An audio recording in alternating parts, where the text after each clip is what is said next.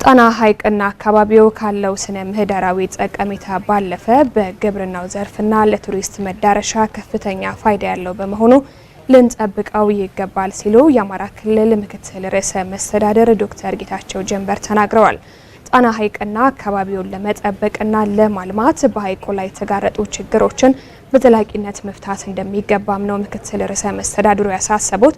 በጣና ሐይቅና አካባቢው ዘላቂ ጥበቃና ልማት ዙሪያም ከባለድርሻ አካላት ጋር በባህር ዳር ከተማ ምክክር እየተካሄደ ነው የሚገኘው።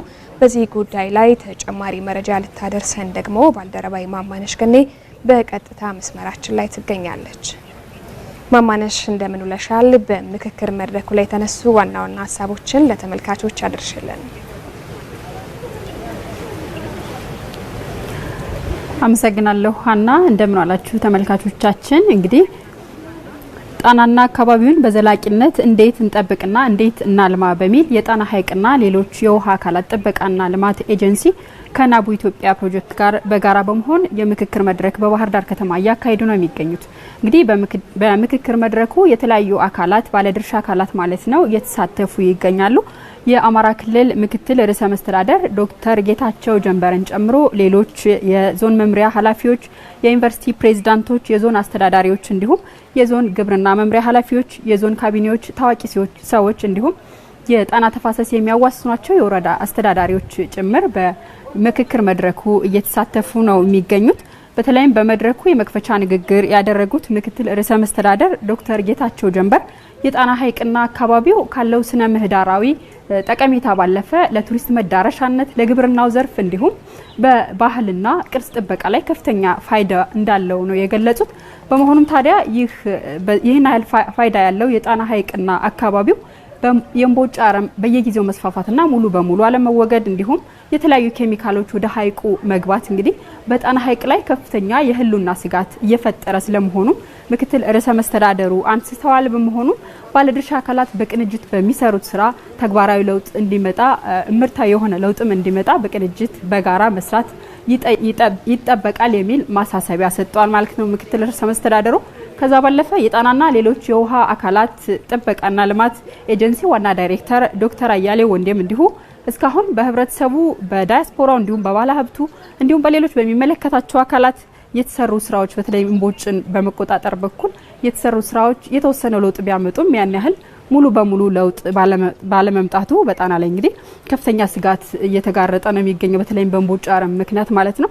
እስካሁን በእምቦጭ አረም በተሰሩ ስራዎች ከ10,000 ሄክታር ወደ 2,000 ሄክታር መቀነስ የተቻለ ቢሆንም ግን የአየር ንብረት ለውጥ ሲከሰት መልሶ እምቦጩ የመስፋፋት እድሉ ከፍተኛ በመሆኑ ተጨባጭ ለውጥ ላይ መስራት ይኖርብናልም ብለዋል። ኬሚካሎች ወደ ሐይቁ የሚገቡ ኬሚካሎች ላይም እንዲሁ ግንዛቤ ከመፍጠርና የተለያዩ የእርምት እርምጃዎችን ብንወስድም ግን ተጨባጭ ለውጥ አላመጣንም ነው ያሉት። ስለዚህ በጣና ሐይቅ እና አካባቢው ጥበቃና ልማት ዙሪያ ለሚሰሩ ስራዎች ደግሞ እነዚህ ነገሮች በቁልፍ መሰራት ያለባቸው ጉዳዮች በመሆኑ ከባለድርሻ አካላት ጋር ከምርምር ተቋማት ጋር እንዲሁም ከተለያዩ ከሚመለከታቸው ተቋማት ጋር በጋራ በመስራት ለውጥ ለማምጣት ነው የዛሬ የምክክር መድረክ እየተካሄደ የሚገኘው ብለዋል። የናቡ ኢትዮጵያ ዳይሬክተር አቶ ሲሳይ አሰፋም እንዲሁ በመድረኩ በሰጡት መልእክት ማለት ነው ካሁን በፊት በተሰሩ ስራዎች በርካታ ስኬቶችም ውድቀቶችም ታይተዋል። ከዛ ተምረን ግን መድረኩን ከውይይትና ከምክክር ባለፈ ተጨባጭ ለውጥ በመናመጣበት ዙሪያ ወደ ተግባር በመንገባበት ዙሪያ ምክክር አድርገን የቀጣይ አቅጣጫዎችን አስቀምጠን መስራትና ጣናን መታደግና የጣናና አካባቢውን መጠበቅና ለልማት ተጠቃሚ ማድረግ ይኖርብናል የሚል ሀሳብ አንስተዋል። እንግዲህ በእለቱ ጥናታዊ ጽሁፎችም ቀርበዋል ማለት ነው ሀና።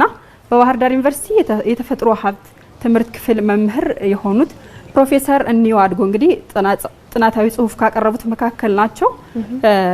ፕሮፌሰሩ ባቀረቡት ጽሁፍም በተለይ የህዝብ ቁጥር መጨመሩን ተከትሎ የሚታረሰው መሬት በየጊዜው እየጨመረ መሄዱ ለአፈር መከላት ብሎም የጎርፍ መጠን በየጊዜው እንዲጨምር ማድረጉን በጥናታቸው አረጋግጧል።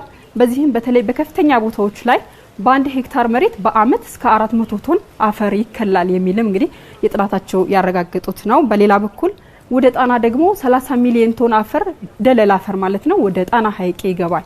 ይህ መሆኑ በሐይቁ የደለል ክምችት ከፍተኛ ችግር እንዲሆንና አርሶ አደሮችም ከዛ ከለም አፈር እንዳይጠቀሙ በማድረግ ከፍተኛ የሆነ ምርትና ምርታማነትን የሚቀንስ እንደሆነ አመላክተዋል በጥናታቸው። ታዲያ በጥናቱ በመፍትሄነት ያመላከቱት ጉዳይም ፕሮፌሰሩ በጣና ተፋሰስ የማሳ ዛፍን በብዛት መትከል፣ ፍራፍሬዎችን እንዲሁ የአስተራረስ ዘዴን መቀየርና አካባቢውን በደን በመሸፈን የአፈር መከላትን በከፍተኛ መጠን በመቀነስ የጣና ሐይቅንም መታደግ የሚቻልበት ሁኔታ ይኖራል የሚል በጥናታቸው ያመላከቱት ነው።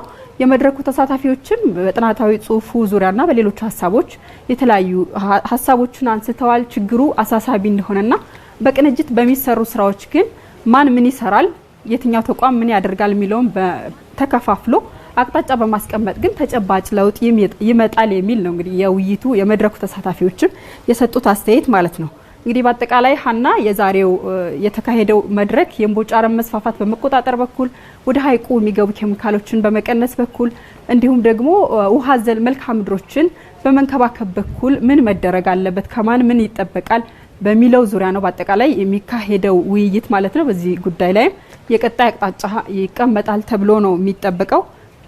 ውይይቱ አሁንም እየተካሄደ ነው የሚገኘው። ዝርዝር መረጃዎችን በምሽት የዜና ወጃችን ይዘን የምንቀርብ ይሆናል። ሀና ማማነሽ ላደረሽን መረጃ እጅግ አድርገን ነው የምናመሰግነው። መልካም ቀን ይሆንልሽ።